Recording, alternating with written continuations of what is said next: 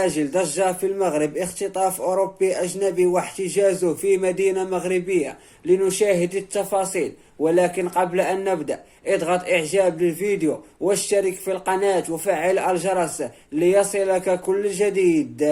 تمكنت عناصر المصلحة الولائية للشرطة القضائية بمدينة مراكش بتنسيق مع مصالح المديرية العامة لمراقبة التراب الوطني من توقيف شخصين يبلغان من العمر 38 و 34 سنة، أحدهما مواطن فرنسي من أصول مغربية، وذلك للاشتباه في تورطهما في اختطاف واحتجاز مواطن من جنسية بلجيكية. وأفادت مصادر مطلعة بأن المعطيات الأولية للبحث تشير إلى تورط المشتبه فيه الحامل للجنسية الفرنسية في تحريض المشتبه فيه الثاني على اختطاف الضحية واحتجازه باستخدام العنف داخل شقة بمدينة مراكش، قبل أن تقود الأبحاث التي بشرتها مصالح الأمن الوطني إلى تحديد مكان تواجد الضحية وتحريره وعليه آثار كدمات وعنف جسدي.